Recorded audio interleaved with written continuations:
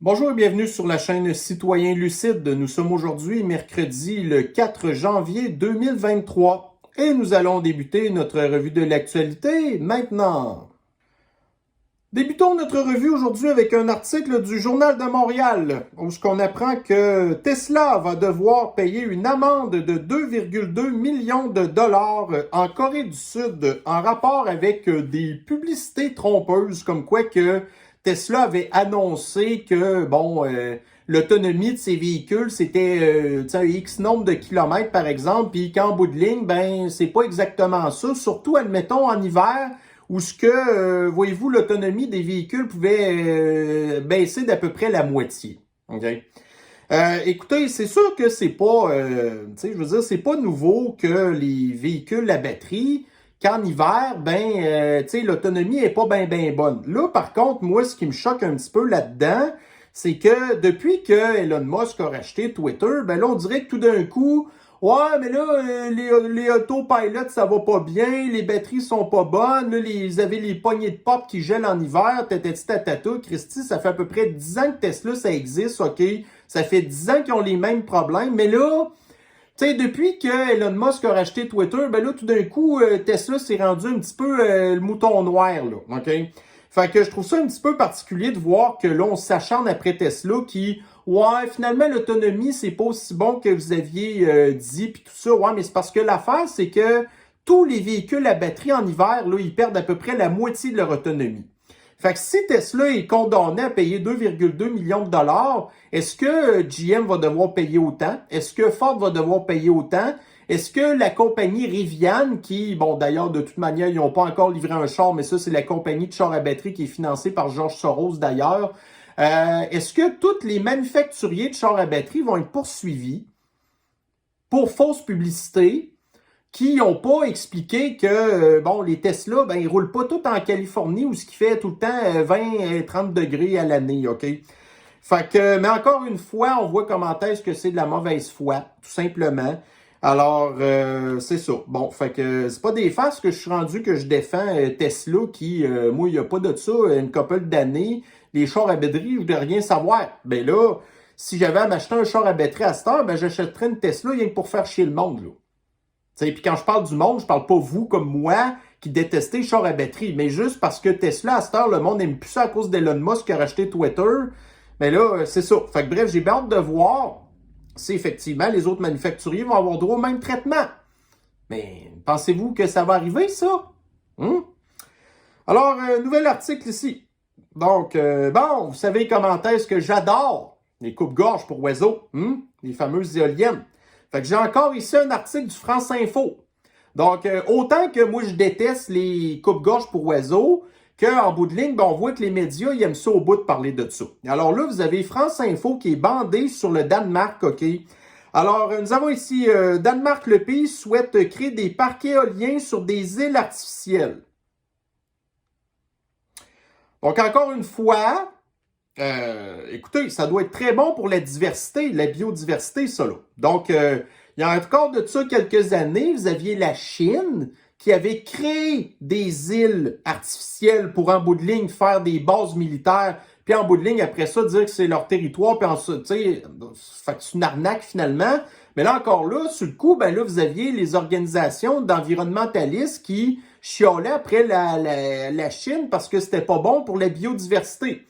Mais là, qu'une fois maintenant, que c'est pour des coupes-gorges pour oiseaux, qui, je suis désolé de me répéter encore, mais vous êtes obligé d'installer 3 fois plus d'éoliennes pour en bout de ligne avoir à peu près le tiers de l'énergie que vous voulez. Puis là, l'histoire là-dedans, c'est que on apprend que le Danemark va investir 30 milliards d'euros dans ce projet-là. OK? Si vous regardez un petit peu comment est-ce que, par exemple, une centrale nucléaire, on appelle ça les centrales EPR, là. Donc ça, c'est du nucléaire de 3e ou 4e génération, je me souviens plus. Une centrale EPR, tu sais, ça coûterait à peu près 10 milliards de dollars, OK? Puis honnêtement, une centrale, ça produirait probablement 10 fois plus de courant que leur patente de coupe-gorge pour oiseaux que Tu sais, vous n'êtes pas capable de contrôler la quantité d'électricité parce que vous dépendez du vent. Fait que là, ils vont gaspiller 30 milliards d'euros là-dedans. À ce prix-là, ils auraient pu acheter 3 centrales nucléaires. Fait que vous auriez, 30 fois plus d'énergie que vous êtes capable de contrôler. Mais ils vont préférer plutôt aller scraper la biodiversité, puis... Voyez-vous comment est-ce que l'image, c'est dégueulasse, comment que c'est laid en plus? Puis c'est pas juste ça l'affaire, c'est quand ça tombe en panne, ce truc-là, là. Tu sais, ta centrale nucléaire, ben sur ton territoire. Fait que c'est pas trop compliqué. La plupart des gens, prenez par exemple la centrale de Gentilly 2 qu'il y avait à Nicolette, là. OK? Ben là, c'était pas Nicolette, c'était Gentilly, en fait. Ben là, tu sais, je veux dire, c'était bon pour... Tu sais, l'écosystème du coin, en tout cas. Bref, tu sais, je veux dire, il y a des gens qui habitaient proche de la centrale. Fait que là, s'il arrive un problème, ben, je veux dire, t'es à côté de la centrale. Tu sais, c'est pas compliqué. Mais là, quand ton parc éolien tombe en panne, en pleine mer, ben là, tu peux pas aller le réparer, là. Puis là, ben, si la mer est mauvaise, ben là, les bateaux peuvent pas prendre la mer. S'ils vendent trop, ben les hélicoptères peuvent pas y aller non plus. Fait que là, ça peut prendre un bout de temps avant que tu sois capable de réparer tes cossins qui sont pétés. Fait que là, ben là, vous avez besoin d'électricité. Mais là, on peut pas aller le réparer. C'est de la grosse marde. Mais voyez-vous encore, là, vous avez un média de l'extrême gauche qui capote là-dessus. Les Christy de coupe-gorge pour oiseaux. Puis tu sais, voyez-vous, moi, je suis un petit peu obsessif-compulsif, OK?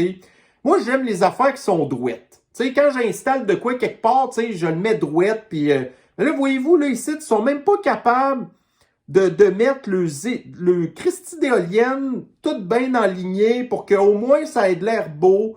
Tu sais, vous avez une éolienne mis n'importe comment, puis... tu sais, c'est même pas beau visuellement, en plus, là. OK, ici, donc nous avons le monde. Bon, fait que là, vous avez une chicane qui dure depuis longtemps entre la Pologne puis l'Allemagne. Donc, la Pologne, là, puis l'Allemagne, là, c'est pas l'amour, OK? Fait que là, on sait que pendant la Deuxième Guerre mondiale, ben l'Allemagne, tu sais, la première place qu'elle a envahie en 1939, c'est en Pologne, puis elle en a fait des gros dommages, OK? Ben là, vous avez la Pologne qui a poursuivi l'Allemagne pour un montant, imaginez-vous, de 1300 milliards d'euros. Et là, l'Allemagne refuse de payer pour les dommages qu'elle a faits. Mais moi, voyez-vous, ce que je trouve un petit peu particulier là-dedans, c'est que l'Allemagne exige à la Russie qu'elle dédommage le pays du Poudré pour les dommages qu'elle a causés au pays du Poudré. Mais l'Allemagne ne veut pas dédommager pour ce qu'elle a causé en Pologne. Fait que, en bout de ligne, l'Allemagne, juste ferme ta gueule. Tu sais, si toi, tu veux pas dédommager, ben mêle-toi-en pas. Puis là, en plus, l'histoire, c'est que tu sais c'est quoi les dommages qu'une guerre peut provoquer chez le pays que tu as envahi, OK? Mais là, d'un autre côté, tu sais, l'Allemagne encourage la guerre au pays du Poudré au lieu de peut-être dire, écoutez, on sait les dommages que ça fait, on pourrait peut-être essayer de faire des pourparlers de paix à la place au lieu de continuer d'alimenter la guerre. Puis là, en bout de ligne, ben là, les Russes, eux, leur stratégie, c'est de péter des infrastructures au pays du Poudré. Puis là, ben, en bout de ligne, fait que c'est quoi?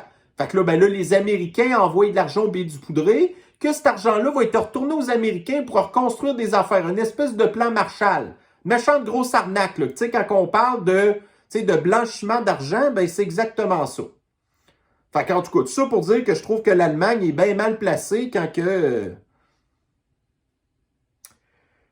OK, donc ça, c'est ma vidéo d'hier. TVA Nouvelles. Donc, on apprenait hier que les Canadiens sont inquiets pour 2023. En tout cas, ceux qui ne sont pas inquiets présentement, ben, c'est les PDG des grandes compagnies canadiennes qui, en l'espace de une heure, donc l'année vient de commencer et au bout d'une heure, les PDG ont déjà accumulé autant d'argent que la moyenne d'un Canadien qui gagne à peu près 58 000 $. Puis au Québec, c'est environ 47 000. Une heure. Une heure à rien faire. Puis là, on apprend dans d'autres articles aussi que le salaire des PDG a beaucoup augmenté à cause de l'inflation. Donc, pendant que nous, on s'appauvrit, puis que notre salaire augmente moins vite que l'inflation, bien là, vous avez le salaire des PDG qui, lui, augmente plus vite à cause de l'inflation. Écoutez, moi, j'ai rien contre le capitalisme, là. Mais dans les situations économiques qu'on vit présentement, quand on vient nous parler que les mondialistes, ils veulent, tu sais, l'équité, l'égalité, puis le communisme, des affaires de même, quand on voit qu'en bout de ligne, les PDG s'en mettent plein les poches, ça l'inclut plein de mondialistes d'ailleurs. Tu sais, comme par exemple, des gouvernements, tu sais, on se rappelle, je pense, c'est quoi, l'année passée ou l'autre année d'avant, tu sais, à l'Assemblée nationale, au Parlement du Québec, ben là, les députés s'étaient voté une augmentation de salaire, genre de quoi? C'était 8 ou 12 un truc de même, là. Ah, ben là, les coûts de la vie, ouais, mais là, ils avaient en plus des comptes de dépenses pis tout. Fait que là, les PDG, c'est ça. Ben ça, c'est encore une fois une façon de nous arnaquer. Puis moi, ce qui m'écœure encore aussi là-dedans, c'est qu'il y a beaucoup de PDG là-dedans qui sont des bien-pensants, qui veulent nous obliger que nous, on doit faire des sacrifices, qu'on doit changer notre mode de vie pendant que eux... Mais écoutez, une autre affaire quand même qui arrive là-dedans, c'est que régulièrement, les PDG, ils ont un salaire, mais ils sont souvent aussi payés en actions de l'entreprise où ils travaillent. OK? Fait que quand on voit que dans les 2 dernières années, et surtout dans la dernière année, que la bourse, pas juste, admettons, là, tu sais, je parle régulièrement des entreprises woke, là, qui ont perdu au moins 50% de leur valeur, mais la plupart des grandes entreprises ont perdu, ont perdu beaucoup de valeur, OK? Fait que ça veut dire aussi que la fortune de ces PDG-là a aussi diminué pas mal. Mais là, en contrepartie, ben, ils s'indemnisent en s'accordant des augmentations de salaire à cause de l'inflation. Oui, de toute façon, écoutez, ils sont tout le temps là pour nous crosser, là, tu sais. Donc, dans le Financial Times, donc l'année passée, la Cour suprême des États-Unis a dit aux États américains que c'est maintenant eux qui doivent s'occuper de légiférer l'avortement. OK? Fait que là, il y a des États qui ont décidé d'être très, très sévères. Puis il y a d'autres États, comme admettons en Californie, que, regarde, admettons ta grossesse, là, tu as fait ton 9 mois, ton enfant est viable, ben tu peux le quick. Puis ça, ils considèrent ça un avortement. Alors que tu en as d'autres États qui, l'avortement, c'est genre complètement prohibé. OK? Ben là, vous avez la FDA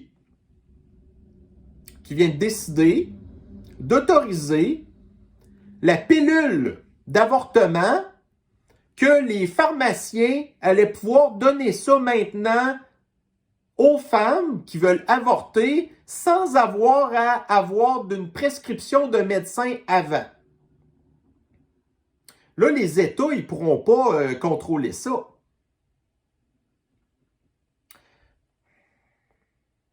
Fait qu'après ça, ça nous revient toujours encore à l'histoire des mondialistes qui veulent favoriser la diminution de la population.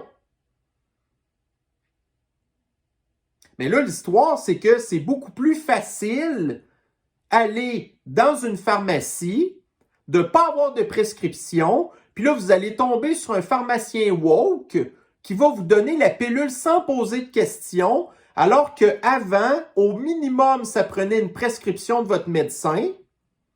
Et puis, les avortements, normalement, ben là, ça, c'était une procédure médicale. Donc, c'est un petit peu plus compliqué. Donc là, ce que la FDA vient de faire, c'est encore pire que quand il y avait l'histoire du Roe v. Wade, là. Que c'était l'avortement un peu faites ce que vous voulez. Puis que si vous vouliez, parce que vous avez le choix, les avortements, c'est soit que c'est la procédure qu'on vous passe la balayeuse, ou bien c'est justement la procédure chimique avec des pilules. Mais anyway, ça prenait au moins une intervention d'un médecin. Ben là, c'est terminé ça. Encore une fois, qui va surtout bénéficier de ça, c'est l'extrême gauche. C'est l'extrême gauche qui capote sur l'avortement. C'est l'extrême gauche qui considère l'avortement comme un moyen de contraception. c'est l'extrême gauche qui veut pas faire d'enfants. C'est l'extrême gauche qui a un paquet de troubles. Ben, si l'extrême gauche, à un moment donné, fait plus d'enfants, éventuellement, on va peut-être s'enclairer de ces gens-là. Donc, si dans Teamcast, donc, vous devez probablement connaître Jordan Peterson, j'imagine, qui est un espèce de... Bon, c'est un psychologue canadien qui fait bien gros parler de lui puis qui n'aime pas Trudeau pantoute. OK?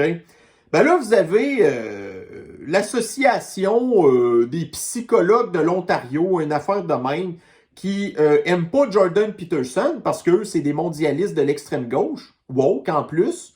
Fait que là, ben, ils disent à Jordan Peterson que s'il va pas dans une espèce de camp de rééducation pour devenir woke, ben, il va perdre sa licence de psychologue. Exactement comme en Chine. Quand que vous ne faites pas ce que vous êtes supposé faire en Chine, ben on vous envoie dans un camp de rééducation. La Chine, c'est un régime communiste. Donc là, on est au Canada, puis vous avez une association de trucs de Mongols qui disent que si tu ne fais pas ce que tu es supposé faire, ben tu vas aller dans un camp de rééducation. Donc, c'est du communisme. Fait que quand vous avez ici la mafia du Collège des médecins du Québec qui fait exactement la même affaire que les médecins, fait que si tu parles contre le fascisme sanitaire, puis si tu décourages, admettons, l'empoisonnement, ben encore une fois, on va te radier du Collège des médecins, puis tu n'auras plus le droit de pratiquer. Ça aussi, c'est du communisme. Donc, justement, voyez-vous, là, moi, depuis les dernières élections, j'ai arrêté de suivre Éric Duhaime, puis c'est pas parce que je l'aime pas. Puis au même titre que j'ai pas renouvelé non plus ma carte du Parti conservateur du Québec, parce que, puis je suis probablement pas tout seul. Mais là, hier, je suis tombé sur son live, puis je me suis dit, garde, je vais voir qu'est-ce qu'il y a à dire de bon, puis tout. Puis imaginez-vous qu'il a invité Patrick Provost. Donc, quand on parle là, des histoires de censure, ben Patrick Provost, pour les personnes qui ne le connaissent pas, c'est un enseignant-chercheur à l'Université Laval, qui est spécialisé, imaginez-vous, en plus dans la microbiologie, l'infectiologie et la technologie ARN. Donc, là, un gars, c'est un monsieur, c'est comme là, je me souviens plutôt de son prénom, mais tu sais, le docteur Malone, là. Lui qui a inventé la thérapie-génisation ARN. Donc, le gars à l'Université Laval, Patrick Provost, c'est un professionnel dans son domaine. Mais lui aussi s'est fait chier dessus. Lui, il l'a dit là, que le moment tournant pendant le fascisme sanitaire, ben, c'est quand que le gouvernement, puis l'INSPQ, puis toute la gang de brochets de la mafia du Collège des médecins, puis les médecins, ainsi de suite, patata, qui disaient que les enfants, il fallait qu'ils se fassent empoisonné par la patente ARN. Fait que lui, Patrick Provost, il a dit non, moi, c'est là que j'ai décroché. Fait que là, il a commencé à brasser de la marde un peu, il a écrit des articles de journaux, et ainsi de suite. Mais là, l'histoire, c'est que l'Université Laval s'est mise sur son cas. Fait qu'ils ont fait une suspension. Puis là, ils veulent leur faire une suspension. Puis là, il y a du monde qui se plaint sur lui, des anonymes, toutes sortes d'affaires. Là, il est dans la marde, il est en train de perdre sa job, là. Fait que pendant le live d'Éric Duhaime, pendant quasiment 1 heure, ben on a entendu son témoignage qui, encore une fois, nous prouve qu'on n'est plus dans une démocratie. On est rendu dans une espèce de idéologie, un culte, une religion de malades qui, en bout de ligne, vont te saquer si tu ne suis pas le courant. Pourtant, on a ici un scientifique qui est un expert renommé dans son domaine. Fait que j'ai vraiment trouvé que son live était extrêmement pertinent, Éric, là. Fait que le gars en question, le Patrick Provost, à la base, imaginez-vous que c'était un supporter de Québec solidaire. Fait qu'il a déjà fait partie du culte. Mais là, il vient de se faire mettre dehors de son culte. Parce que, tu sais, je veux dire, il ne suivait pas, tu sais, la ligne de pensée. Mais là, l'histoire, c'est que le Patrick Provost en question aussi, c'est un gars qui capote bien gros sur les histoires de climat. Fait que je ne sais pas si éventuellement, au même titre qu'il s'est rendu compte que QS, en fait, que c'est une gang de... En tout cas, ben là, il va peut-être se rendre compte aussi que le culte des histoires de changement climatique, c'est la même affaire, hein? Ces gens-là, ils sont dangereux aussi. Puis si tu as le malheur de pas dire exactement ce qu'ils veulent, ben il va se faire mettre dehors de ça aussi. Fait que c'est vraiment triste de voir qu'on est rendu dans un régime de même. Là, la seule affaire qui, bon, tu sais, je vous ai parlé d'une couple d'articles dernièrement qui, voyez-vous, là, le fascisme sanitaire, on sait que ça n'a jamais servi à rien, OK? Puis là, ben, avec l'histoire de la Chine, de la politique zéro sniffles, puis là, les Chinois qui veulent recommencer à voyager, puis là, il y a des gens qui s'interrogent parce que là, vous avez des pays qui veulent exiger aux Chinois de faire des tests alors qu'on sait qu'ils ne servent à rien. Fait que là, vous avez des scientifiques puis des gens de la santé qui commencent à dire, écoutez, on le sait à cette heure que les tests sont pas bons, OK? Mais là, vous avez encore une fois des idéologues qui... Tu sais, encore une fois, j'ai vu l'ancien ministre là, de l'antisanté de la France, Olivier Véru, qui justifie que les tests, ben, c'est utile. Alors que ça ne l'est pas pantoute. Là, vous avez d'autres gens qui se disent, regardez, pourquoi est-ce que vous exigez des tests à des gens alors que chez nous, de toute manière, la sniffle se promène au bout puis que ça ne change absolument rien? Parce que c'est juste du contrôle social. Et qui tripe sur les contrôles sociaux? Ben, c'est le régime communiste.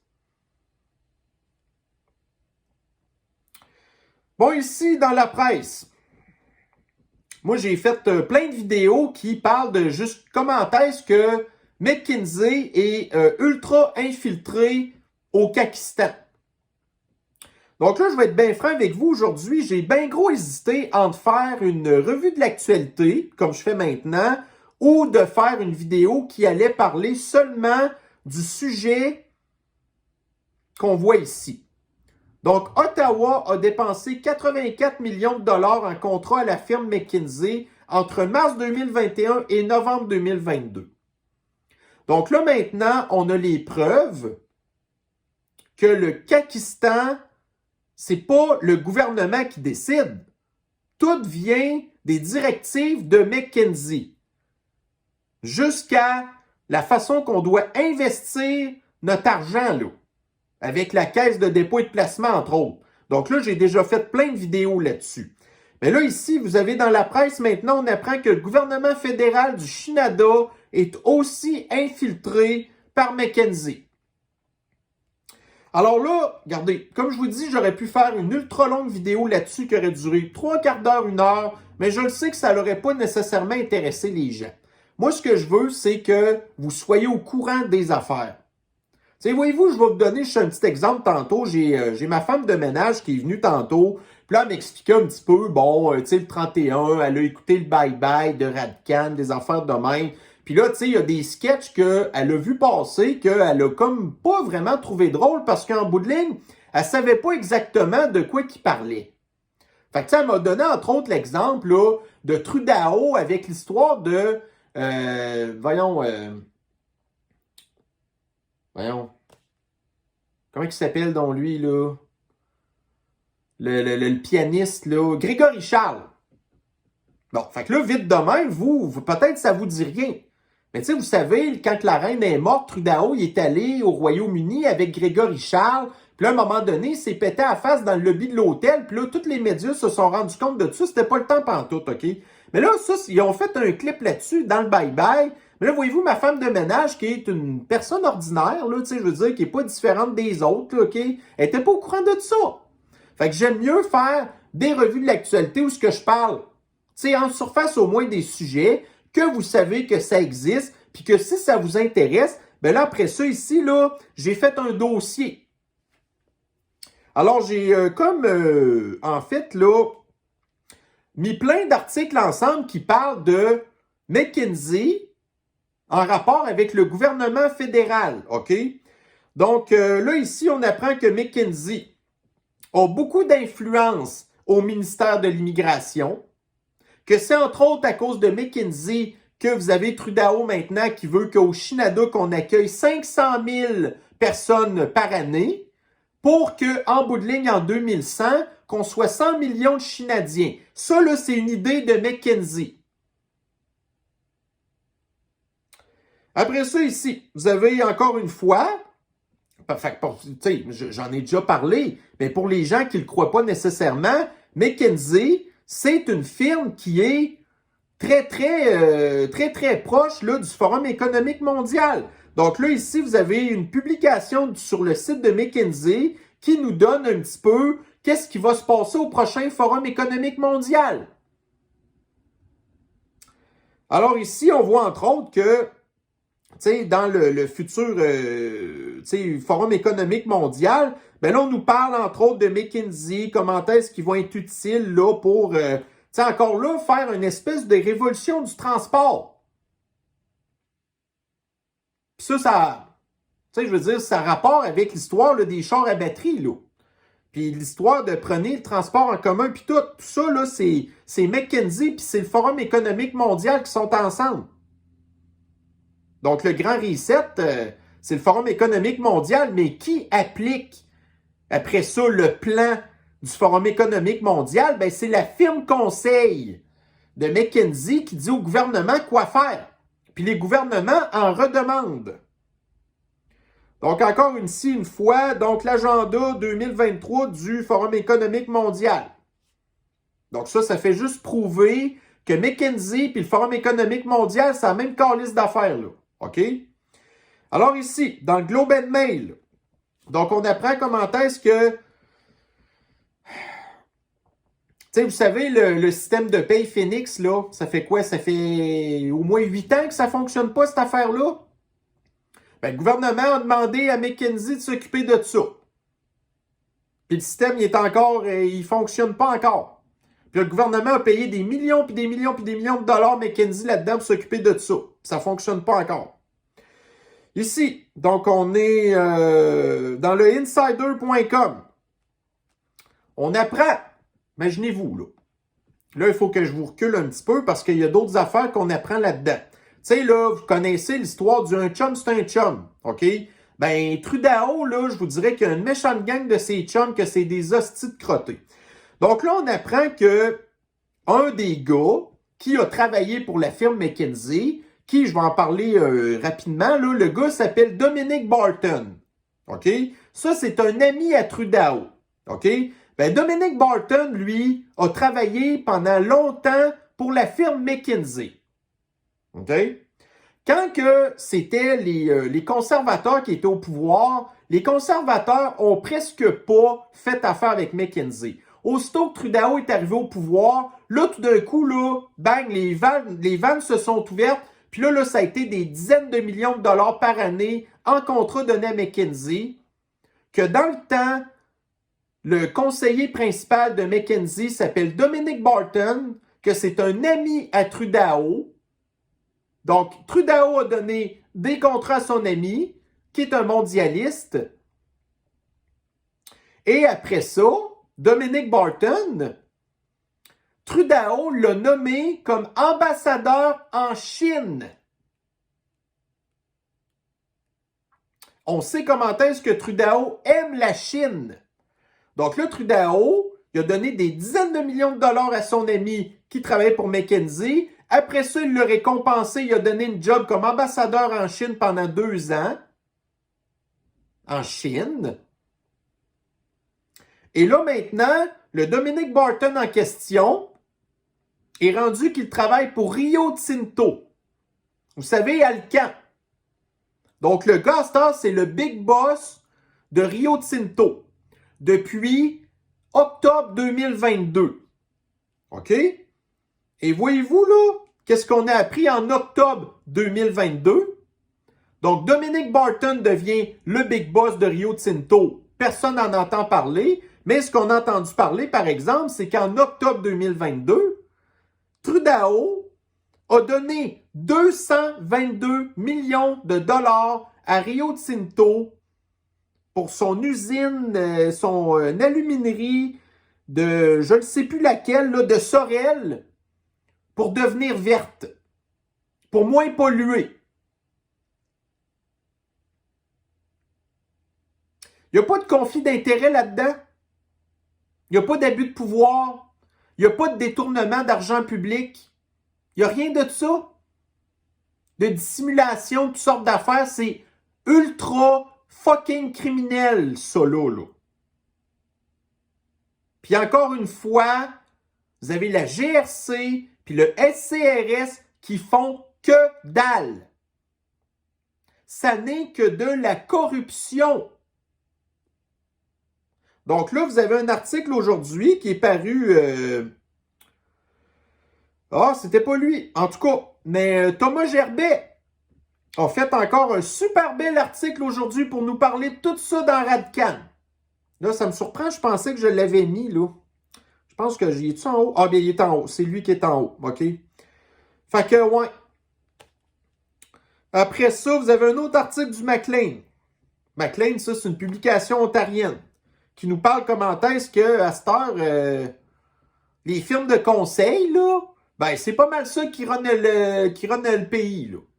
Fait que là, bon, on nous parle de McKinsey, nous parle de la firme de Deloitte, des affaires de même, mais la firme qui obtient le plus de contrats, et en plus sans appel d'offres, ben, c'est McKinsey tout le temps. C'est complètement dégueulasse. Mais regardez, au moins l'information circule. Quand que vous avez, là, des estis de... Non, ça, j'ai le droit de dire ça.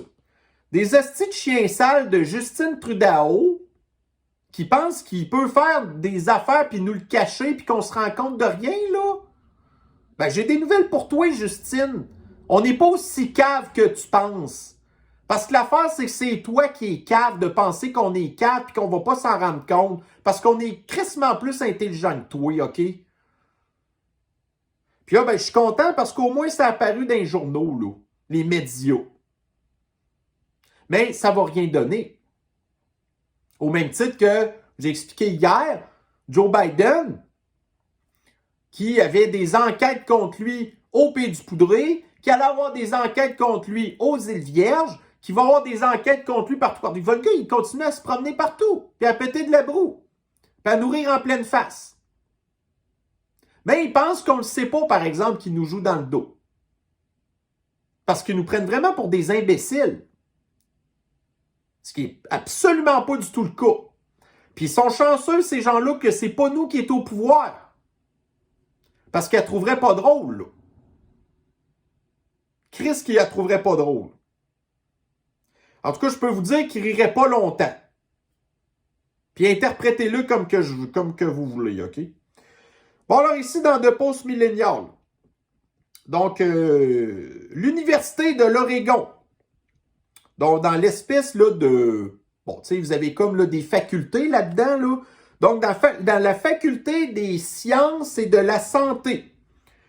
Donc, l'Université de l'Oregon est contente là, qu'ils vont avoir un département qui va faire là, dans les changements de sexe. Voyez-vous la photo à droite? Admettons que vous êtes un homme et que vous voulez vous faire couper la zouise, là, puis que vous voulez vous faire un trou, si on peut dire, ben ça prend de la peau, ça. Ben, regardez, voyez-vous, ils vous prennent la peau, ses bras. Mais là, le problème avec ça, c'est que la plupart des gens, après ça, ils ont des histoires d'infection, entre autres. Puis ça, c'est juste un des problèmes parmi tant d'autres. Donc, voyez-vous, là, c'est quoi la communauté flyée? Ben, c'est des espèces de zaïs comme le gars dans le milieu. Des dangers publics. Puis ça, ben, c'est l'Université de l'Oregon. Fait que les universités sont financées par des fondations qui sont financées par des genres George Soros, Bill Gates, des hosties de crottés comme ça. Des PDG qui, au bout d'une heure, ils gagnent votre salaire de vous en un an. C'est ce genre de gens-là qui financent des trucs de même.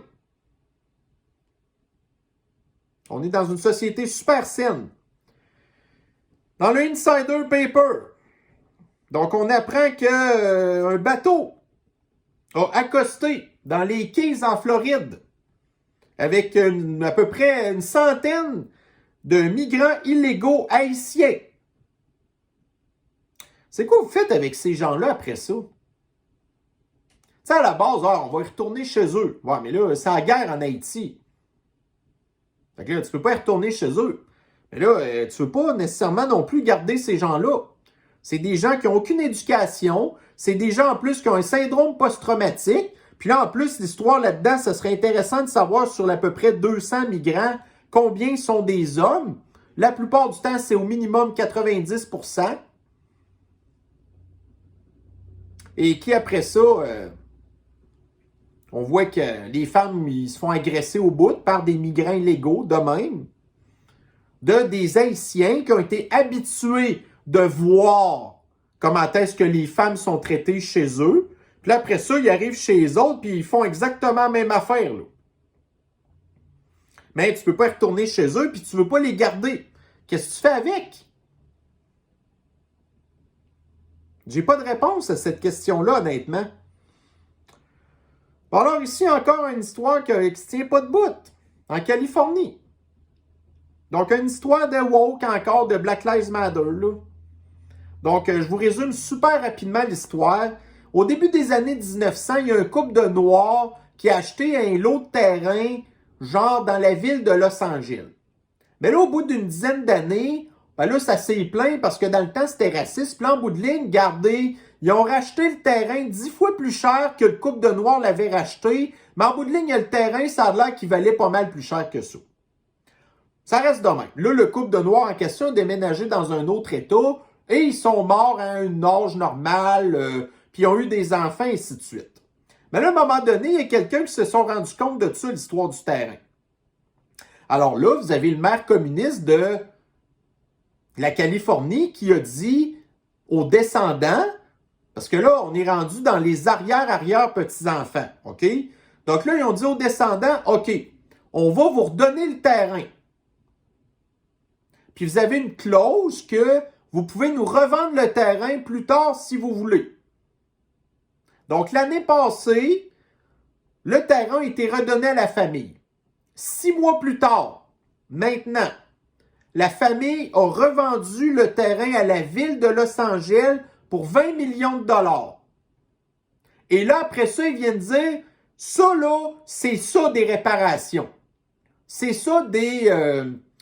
voyons là, tu sais, quand on se fait des compensations. Ça, c'est une compensation correcte. Fait que là, ça vient de créer un précédent, là. Parce que là, tous les Noirs, descendants de familles noires, de toutes sortes d'affaires, ils vont s'attendre à tout gagner le jackpot, là. Et, ça en revient à une vidéo que j'ai déjà faite là-dessus, ces gens-là, là, qui disent « Ouais, mais là, tu sais, c'est parce qu'on a été privés de notre... » Pensez-vous vraiment que même s'ils avaient gardé le terrain maintenant, qu'en bout de ligne, aujourd'hui, ce serait ramassé avec 20 millions de dollars? Voyez-vous l'image, là? Tu sais, on dit genre que le terrain est à Los Angeles. Bon, Los Angeles, les gens vont penser genre, ah, c'est Beverly Hills, des affaires de même. Non, non, non. Là, le terrain, là, c'est l'affaire qui est en bas, là. OK? Fait que c'est sur le bord de la mer, puis vous avez comme un parc, puis des trucs comme ça. Mais moi, ce qui m'intéresse, c'est de voir, c'est le... Tu sais, c'est l'entourage, là. C'est le voisinage. C'est pas des grosses espèces de pioles de ultra riches. Donc, à la base, le terrain, si c'était la famille de Noirs qui l'aurait gardé, le terrain n'existerait plus maintenant, puis ça serait, au lieu là, d'être l'espèce de beau petit parc qui est là, ben ça serait rempli d'espèces de logements bien ordinaires, pas beaux, OK? Puis le terrain ne vaudrait pas 20 millions de dollars, certainement pas. Donc là, vous avez la gang qui vient de se ramasser le jackpot, puis qui vont faire quoi avec l'argent? Ben c'est ça. Comme la vidéo que j'ai parlé l'autre fois, avec l'acteur noir qui dit, garde, si tu donnes 200 000 $, à une gang de noirs, ben ce qu'ils vont faire, c'est qu'ils vont aller s'acheter des Cadillacs avec ça, puis des affaires de luxe. Puis au bout de 3-4 mois, ils n'auront plus une scène. Mais là, ces gens-là, c'est exactement ça qui va arriver. Dans le temps de le dire, là, leurs 20 millions, ben ils vont le flamber. Voyez-vous, là, c'est du monde en bas à droite, là. Fait que là, le 20 millions, ben il va se diviser sur la gang qui sont là. Ils vont tous flamber le cash, puis au bout de même pas un an, ils n'auront plus une scène. Après ça, ils viennent dire, ah, c'est ça, des compensations, puis, tu sais, voyez-vous comment est-ce qu'ils vont violer anyway, tu sais, ce que leurs grands-parents ont été victimes, là, mais en bout de ligne, ils vont rien que le gaspiller. Mais là, les autres Noirs vont s'attendre exactement à ça. Ils vont tous s'attendre à ramasser 20 millions. Tu sais, le cash, il vaut plus une scène, là. Alors, ceci met fin à notre revue de l'actualité d'aujourd'hui. Donc, comme je vous dis, je préfère faire des trucs de même que vous êtes plus au courant des affaires que de faire genre juste une vidéo qui, en bout de ligne, va peut-être pas intéresser nécessairement grand monde, là. Puis si jamais vous voulez avoir plus d'informations, vous avez été capable de voir, en tout cas, au pire, allez voir ma publication sur Facebook. Mais si vous n'avez pas Facebook, vous avez été capable de voir quand même les titres des articles, le nom des médias. C'est comme ça que vous allez être capable, en bout de ligne, là, de peut-être... mais anyway, de toute façon, je suis pas mal sûr qu'il va y avoir des gens qui vont faire des vidéos là-dessus. De toute manière, fait que moi, en tout cas, je ne l'aurais pas fait, mais au moins, vous aurez probablement entendu parler d'autres trucs qui n'auront pas été abordés là, des autres chaînes que vous suivez, par exemple. Alors, sur ce, je vais vous souhaiter une bonne fin de journée. Prenez soin de vous et on se revoit très bientôt dans une prochaine capsule. Bye bye.